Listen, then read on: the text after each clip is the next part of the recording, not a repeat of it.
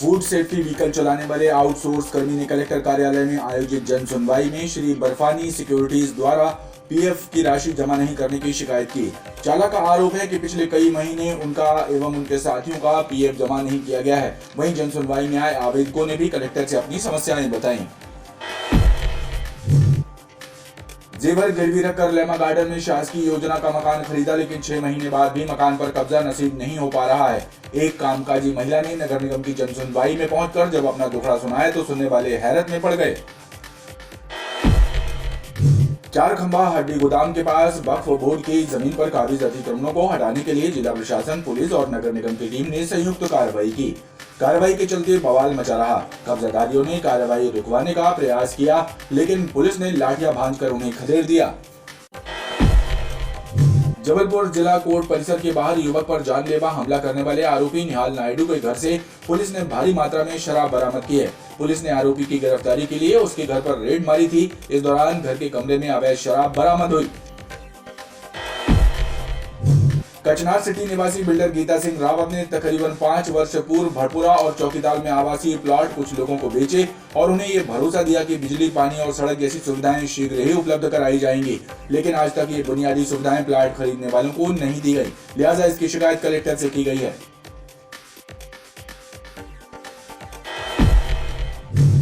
Medical कॉलेजों में प्रशासक नियुक्त करने को लेकर एक बार फिर विरोध शुरू हो गया है। डॉक्टर्स का कहना है कि प्रशासनिक अधिकारियों को मेडिकल विषय का कोई ज्ञान नहीं, ऐसे में टकराव की स्थिति बनेगी और स्वास्थ्य व्यवस्थाएं प्रभावित होंगी।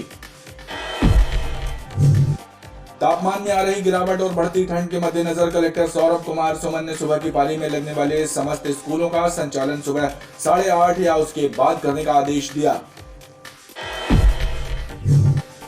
दिव्यांगों के लिए क्रिकेट प्रतियोगिता का आयोजन शासकीय महाकौशल कॉलेज में किया गया, जिसमें दृष्टि बाधितों ने भी हिस्सा लेकर अपनी अद्भुत खेल प्रतिभा का प्रदर्शन किया। दिव्यांगों का उत्साहवर्धन करने के लिए क्षेत्रीय विधायक अशोक रोहानी भी मौजूद रहे।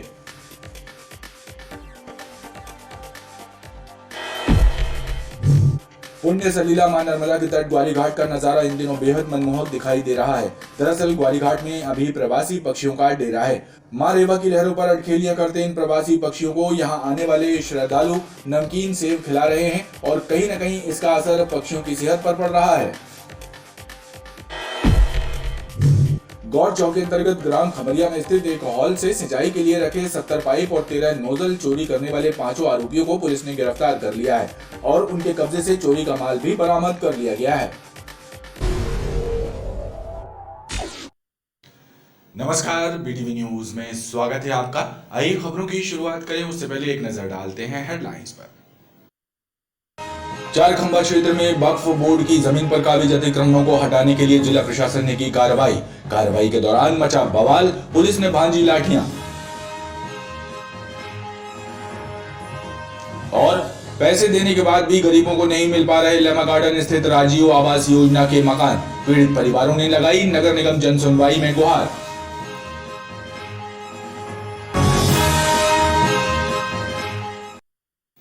फूड सेफ्टी व्हीकल चलाने वाले आउटसोर्स कर्मी ने कलेक्टर कार्यालय में आयोजित जन सुनवाई में श्री बर्फानी सिक्योरिटीज द्वारा पीएफ की राशि जमा नहीं करने की शिकायत दी है। चालक का आरोप है कि पिछले कई महीने से उनका एवं उनके साथियों का पीएफ जमा नहीं किया गया है। वहीं जन सुनवाई में आए आवेदकों ने भी कलेक्टर से अपनी समस्याएं बताई। कलेक्ट्रेट कार्यालय में आयोजित साप्ताहिक जन सुनवाई में आए फूड सेफ्टी व्हीकल के ठेका चालक नितेश साहू ने श्री बर्फानी सिक्योरिटीज के द्वारा उसका एवं अन्य ठेका कर्मियों का पीएफ जमा नहीं करने की शिकायत दी है। उनका कहना है कि समय पर पीएफ जमा नहीं होने से उन्हें परेशानी हो रही है। इसकी शिकायत उन्होंने पीएफ ऑफिस और सीएम हेल्पलाइन में भी की है। मैं कल 2 साल से ये अपना खाद्य विभाग में फूड सेफ्टी व्हीकल है वो चलाता हूँ। तो 1 साल हमारा आउटसोर्सिंग का जो था वो टेंडर भोपाल में पारुल एजेंसी के पास था, तो वो हमारा पीएफ टाइम टू टाइम डाल देते थे। फिर 1 साल से हमारा आउटसोर्सिंग का जो टेंडर है वो श्री बर्फानी वालों के पास है जबलपुर में, तो वो हमारा पीएफ 6-6, 7-7 महीने नहीं डालते सर। इसलिए हम आए कलेक्टर सर के पास। कितने लोग प्रभावित हैं इसमें? जैसे 50 लोग प्रभावित हैं सर। कहाँ आपने इसकी कंप्लेंट डाली अभी तक? अभी हम 181 में डाली, वहाँ कोई सुनवाई नहीं हुई। 3 महीने से 181 डेली लगा रहे हैं। पीएफ ऑफिस भी डाल के आए हम कंप्लेंट में। ग्राम लक्ष्मीपुर से आए लखन केवट ने बताया कि उनकी पैतृक जमीन रिकॉर्ड में सीलिंग में दर्ज हो गई है, जिसका रिकॉर्ड दुरुस्त करवाने के लिए वो परेशान हो रहे हैं। मेरी पैतृक जमीन ग्राम लक्ष्मीपुर में है और वो त्रुटिवश 13 नंबर कॉलम में सीलिंग से प्रभावित लिखा हुआ है, दर्ज है, जो कि सीलिंग से प्रभावित नहीं है। कहाँ की जमीन है? ग्राम लक्ष्मीपुर जबलपुर, ये कहाँ पर है? ये बल्लेबाग से आगे। फिर क्या प्रॉब्लम आ रही है? तो वो सीलिंग से प्रभावित है, उसको हटवाना चाह रहे, उसी संबंध में आवेदन दे रहा हूँ। अभी तक आवेदन दिया इससे पहले आपने? इससे पहले नहीं दिया। क्या समस्या क्या आ रही है उसमें? समस्या ये आ रही है कि हम वहाँ पर हम मकान बनाना चाहते तो सीलिंग से प्रभावित रहेगा तो नक्शा पास कुछ नहीं कर सकते, हम खेती कर देते। कुंडम से आए राम विशाल बर्मन ने कुंडम एसडीएम के फर्जी साइन करके की गई धोखाधड़ी की जांच करने की मांग की है। और मैंने गरीबों की भूमि पट्टे की जो है तो पट्टाधारियों के नाम से करने के लिए मैंने मांग किया है। और हाँ, और तहसीलदार प्रदीप कौरव ने एसडीएम के नाम से फर्जी रिपोर्ट कलेक्टर को भेज के डॉक्टर इलैया रट्टी राजा को भेज के गुमराह किया है। तो मैं शिकायत करने कलेक्टर से आया हूँ, वर्तमान कलेक्टर से।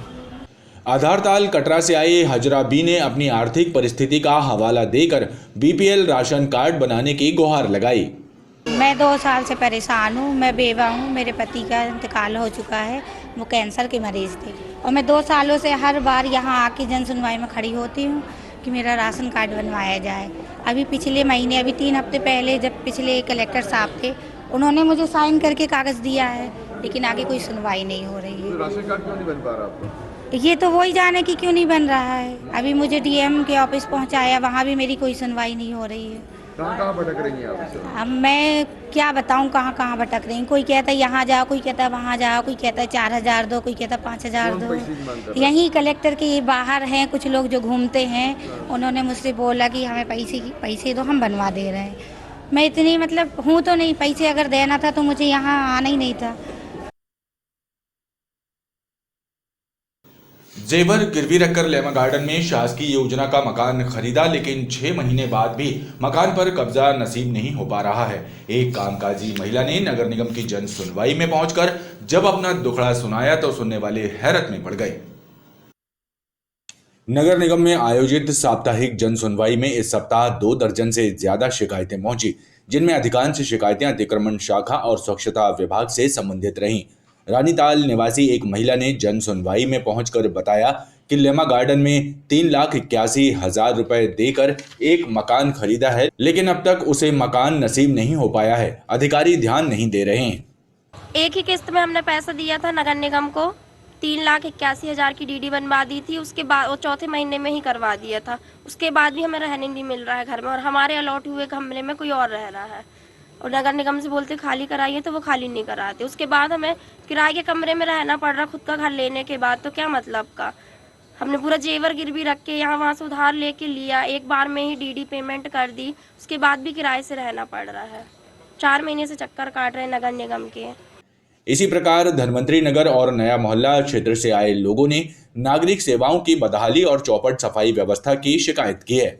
लगातार जब से वो कॉलोनी नगर निगम में मर्ज हुई है तब से एक भी सड़क वहाँ पर नहीं बनी है। अभी मेन रोड बन रही है और उससे एक लिंक रोड छोटा सा टुकड़ा बना है, लेकिन जो सीमेंटीकृत पहले से था वो टुकड़ा बना दिया है, लेकिन बाकी सड़कों पर ध्यान नहीं दिया जा रहा। किसी के पर्सनल अप्रोच पे वो सड़क बना दी गई, लेकिन बाकी नागरिक क्या वोट नहीं देते, क्या टैक्स नहीं देते। हम सब लोग बहुत पीड़ित हैं, इसलिए यहाँ पर आज जो है जन सुनवाई में कौन पार्षद है यहाँ पर, और वहाँ पे जित्तू कटारे करके पार्षद हैं, अभी नए पार्षद बने हैं, और वो भी अपना हाथ उठा देते हैं कोई भी, क्योंकि समस्याएं इतनी है कि पार्षद के बस की नहीं है। ये पूरा नगर निगम और महापौर महोदय आयुक्त में तो जब तक वहाँ जाते नहीं है और पूरा व्यवस्थित एक कार्य योजना नहीं बनाते, जब तक वो वहाँ पे ये काम नहीं होंगे। तो मेरे आजू बाजू में जितने भी 4, 6, 8 दुकानदार हैं, मैंने उनको काफ़ी समझाइश दी, जो कि आज भी मेरी बात सुनने को राजी नहीं है। और वहाँ कचरा घर बना के रखे, जो अपनी होटलों की झूठन और कचरा ये सब गंदगी फैला देते हैं, जिससे दिन हो या रात हो मवेशी आते हैं उसको सड़क में फैला देते हैं, और आने जाने वालों को काफ़ी समस्याओं का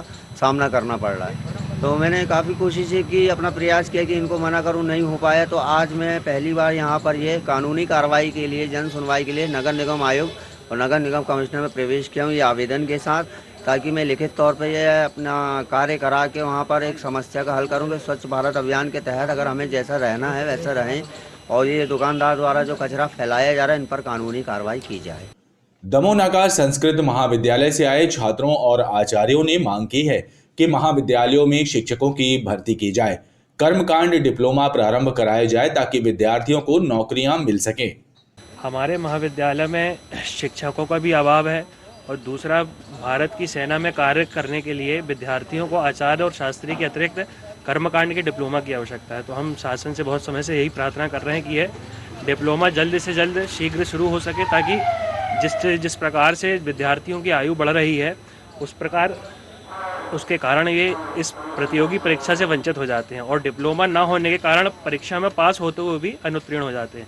इसके अलावा महाविद्यालय में इस समय वर्तमान स्थिति यह है कि यहाँ शिक्षकों का बिल्कुल अभाव है। सभी शिकायतों पर सुनवाई करते हुए उपायुक्त पीएन सनखेरे ने आवेदकों को उचित कार्रवाई का भरोसा दिलाया है। चारखंबा हड्डी गोदाम के पास वक्फ बोर्ड की जमीन पर काबिज अतिक्रमणों को हटाने के लिए जिला प्रशासन, पुलिस और नगर निगम की टीम ने संयुक्त कार्रवाई की। कार्रवाई के दौरान बवाल मचा रहा। कब्जाधारियों ने कार्रवाई रुकवाने का प्रयास भी किया, लेकिन पुलिस ने लाठियां भांजकर उन्हें खदेड़ दिया। हड्डी गोदाम क्षेत्र में वक्फ बोर्ड की जमीन पर काबिज बेजा कब्जों को हटाने प्रशासन ने ताबड़तोड़ कार्रवाई की। 1.5 एकड़ से ज्यादा की भूमि के चौथाई हिस्से पर लोगों ने मकान और दुकानें बना ली थी, जिन्हें बुलडोजरों की मदद से जमींदोज कर दिया गया। कार्रवाई के चलते क्षेत्र में हड़कंप मचा रहा। कुछ अतिक्रमणकर्ताओं ने कार्रवाई रुकवाने का प्रयास भी किया, लेकिन पुलिस ने उन्हें खदेड़ दिया।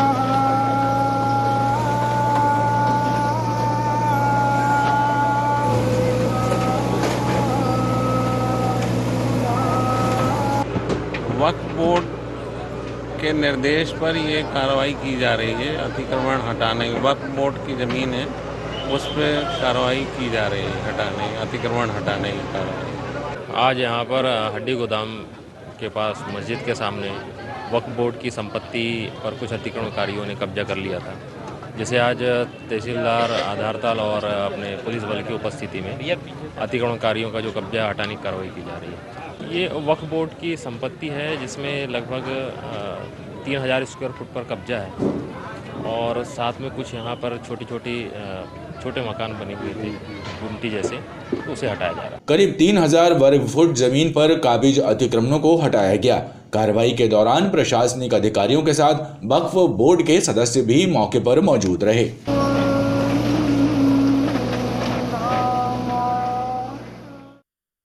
भेड़ाघाट पर्यटन क्षेत्र के समीप भड़पुरा और चौकीताल में आवासीय प्लाट लेने वाले लोग बिल्डर के लुभावने वायदों से खुद को ठगा हुआ महसूस कर रहे हैं। कचनार सिटी निवासी बिल्डर गीता सिंह रावत ने तकरीबन 5 वर्ष पूर्व भड़पुरा और चौकीताल में आवासीय प्लाट कुछ लोगों को बेचे और उन्हें ये भरोसा दिया कि बिजली, पानी और सड़क जैसी सुविधाएं शीघ्र ही उपलब्ध करवाई जाएंगी, लेकिन आज तक ये बुनियादी सुविधाएं प्लाट खरीदने वालों को नहीं दी गई। लिहाजा इसकी शिकायत कलेक्टर से की गई है। चौकीताल भड़पुरा में विजयनगर कचनार सिटी क्षेत्र निवासी बिल्डर गीता रावत के द्वारा प्लाटिंग करके लोगों को आवासीय प्लाट बेचे गए थे, लेकिन 4 से 5 वर्ष का समय बीत जाने के बाद भी प्लाट के खरीदारों को बुनियादी सुविधाएं मुहैया नहीं कराई गई हैं। लिहाजा प्लाट खरीदने वाले लोगों ने इसकी शिकायत कलेक्टर से करते हुए मदद की गुहार लगाई है। उनका कहना है कि प्लाट बेचते समय बिल्डर गीता रावत द्वारा किए गए वादे पूरे नहीं होने से वो खुद को ठगा सा महसूस कर रहे हैं। गीता रावत से चौकीताल में हम लोगों ने प्लाट लिए थे, तो उनने रोड, नाली, बिजली और क्या बोलते हैं गार्डन, मंदिर सबके लुभावने सबने दिखाए थे और 3 साल का बोला था कि 3 साल में हम सब करके दे देंगे, लेकिन 5 साल हो गए हम लोगों को ना रोड, ना नाली, ना बिजली, ना मंदिर, ना गार्डन और डाइवर्सन के सब लोगों से पैसा ले लिए, कोई से 5000, कोई से 10000 और कोई का डाइवर्सन भी नहीं करवाया। इसके एवज में उनने रहवास के लिए जगह दी थी वो हम लोगों को और उनने फार्म हाउस के नाम से रजिस्ट्री करवा ली और डाइवर्सन के पैसा हम लोगों से ले लिए। हम लोग यही चाहते हैं कलेक्टर साहब से कि मतलब हम लोगों की सुनवाई होए और रोड, नाली, बिजली, गार्डन, मंदिर सब बना के दिया जाए। जब हमने प्लाट लिए थे उस बिल्डर से, गीता सिंह रावत से, तो उन्होंने हमें बड़े बड़े लुभाव ने सपने दिए कि हम रोड, नाली, बिजली, मंदिर, गार्डन और डाइवर्सन करवा के देंगे। जब हम लोगों ने सभी ने प्लाट ले लिए, प्लाट लेने के बाद सब पैसा हो गया तो उसने हम लोगों को अब दम देना शुरू कर दिया। बोले जब होगा पैसा जब हम बनाएंगे, हम अपनी मर्जी के मालिक हैं। और लड़कों को लेके आती है और दम देती है। वहीं पीड़ितों ने इस मामले में उचित कार्रवाई करने की मांग की है। मेडिकल कॉलेजों में प्रशासक नियुक्त करने को लेकर एक बार फिर विरोध शुरू हो गया है। डॉक्टर्स का कहना है कि प्रशासनिक अधिकारियों को मेडिकल विषय का कोई ज्ञान नहीं है। ऐसे में टकराव की स्थिति बनेगी और स्वास्थ्य व्यवस्थाएं प्रभावित होंगी। जबलपुर मेडिकल कॉलेज के टीचर्स एसोसिएशन, नर्सिंग एसोसिएशन एवं जूनियर डॉक्टर्स एसोसिएशन ने अनिश्चितकालीन हड़ताल शुरू कर दी है। डॉक्टर्स का कहना है कि प्रदेश के सभी 13 मेडिकल कॉलेजों में प्रशासक नियुक्त करने का निर्णय उचित नहीं है। इससे स्वास्थ्य सेवाएं चौपट हो जाएंगी। प्रशासनिक अधिकारियों को इस बात का ज्ञान नहीं रहता कि स्वास्थ्य सेवाएं कैसे संचालित होती हैं। प्रशासनिक अधिकारी नहीं चाहिए। यहाँ इसलिए इकट्ठा हो रहे हैं कि हमारे ऊपर एक एसडीएम को बिठाया जा रहा है जो हेल्थ से रिलेटेड नहीं है, उसको हेल्थ की व्यवस्थाओं के बारे में कुछ नहीं पता है। तो ये अचानक ऐसा निर्णय क्यों लिया जा रहा है सरकार की लेवल पे, हमें ये नहीं पता। उसका विरोध करने और प्रदर्शन करने आज हम सारे यहाँ डीन पोर्च में एकत्रित हो रहे हैं और हम डीन मैडम को एक अपनी तरफ से ज्ञापन सौंपने जा रहे हैं कि ये पहले हमसे इस पर विचार परामर्श करा जाए, एमटीए से बताया जाए कि ऐसा क्यों हो रहा है, और अगर ये हो रहा है तो हम इसका विरोध करेंगे और अगर ये नहीं हमारी बातों को सुनेंगे तो ये प्रदर्शन और आगे तक भी चलेगा। डॉक्टर्स का कहना है कि फिलहाल इमरजेंसी सेवाएं चालू हैं। यदि मांग नहीं मानी गई तो उन्हें भी प्रभावित किया जाएगा। तापमान में आ रही गिरावट और बढ़ती ठंड के मद्देनजर कलेक्टर सौरभ कुमार सुमन ने सुबह की पारी में लगने वाले समस्त स्कूलों का संचालन सुबह 8:30 बजे या उसके बाद करने का आदेश दिया है। वहीं आदेश का उल्लंघन करने पर कार्रवाई करने के भी निर्देश दिए हैं। गौरतलब है कि तापमान में गिरावट होने के साथ ही ठंड बढ़ने लगी है, लिहाजा स्कूली बच्चों के स्वास्थ्य को ध्यान में रखते हुए कलेक्टर ने ये निर्णय लिया है। दिव्यांगों के लिए क्रिकेट प्रतियोगिता का आयोजन शासकीय महाकौशल कॉलेज में किया गया, जिसमें दृष्टि बाधितों ने भी हिस्सा लेकर अपनी अद्भुत खेल प्रतिभा का प्रदर्शन किया। दिव्यांगों का उत्साह वर्धन करने के लिए क्षेत्रीय विधायक अशोक रोहाणी भी मौजूद रहे। शासकीय महाकौशल कॉलेज मैदान में दिव्यांगों के लिए T20 क्रिकेट स्पर्धा का आयोजन किया गया, जिसमें दृष्टि बाधितों ने भी हिस्सा लिया और अपनी खेल प्रतिभा का परिचय देकर सभी को हैरत में डाल दिया।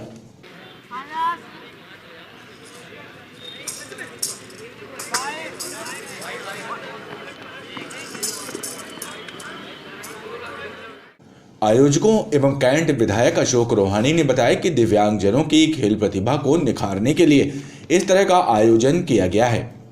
जी दिव्यांग प्रकोष्ठ द्वारा दिव्यांगजनों के लिए T20 क्रिकेट टूर्नामेंट का आयोजन किया गया। निश्चित रूप से यह बड़ा कठिन कार्य है, लेकिन इस आयोजन को करके उनकी हौसला अफजाई करना, उनके अंदर के अभाव को कम करना और उनको हमारे सभी समाज की मूल धारा से जोड़ने का काम जो ये आयोजक कर रहे हैं, निश्चित रूप से साधुवाद के पात्र हैं। मैं सभी को शुभकामनाएं देता हूं, आयोजकों को भी, और जो इसमें भाग ले रहे हैं खिलाड़ी, उनके हौसले को भी बहुत बहुत प्रणाम करता हूं कि वो इतनी विपरीत परिस्थितियों में भी यहाँ पर खेल का मैदान हो चाहे पढ़ाई का हो, हर जगह अपने अंदर की प्रतिभा को निखारने का काम करते हैं। सभी के लिए बहुत बहुत शुभकामनाएं।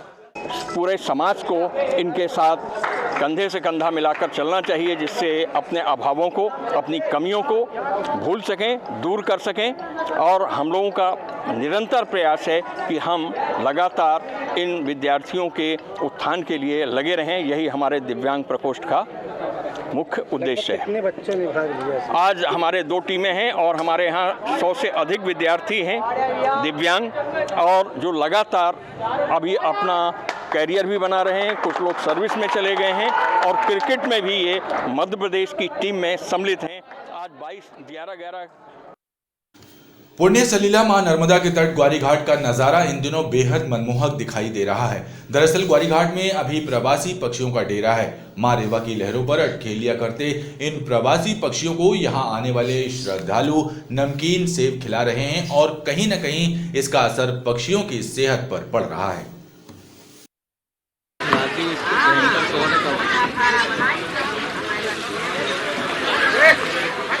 ये नज़ारा है ग्वारी घाट का, जहां पर नर्मदा की लहरों पर अटखेलियां करते प्रवासी पक्षी सभी के आकर्षण का केंद्र बने हुए हैं।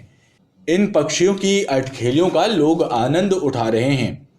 आज हम लोग यहाँ ग्वारी घाट में उपस्थित हुए। यहाँ पे जो शीतकालीन पक्षी, ठंड के समय में प्रवासी पक्षी हैं जो आते हैं, तो उनको देख के बहुत मनोरम दृश्य दिखाई देता है। और ये लाखों की तादाद में प्रवासी पक्षी यहाँ शीतकालीन में आते हैं। और यहाँ जो श्रद्धालु जन हैं ग्वारी घाट में जो उपस्थित होते हैं, इनके भोजन के लिए सेव के जो नदियों में डालते हैं, तो उनसे इनका मतलब भरण पोषण होता है। नर्मदा तट पर हमने पाया कि बहुत से जो प्रवासी पक्षी हैं उनको हमने यहाँ देखा, आनंद आया।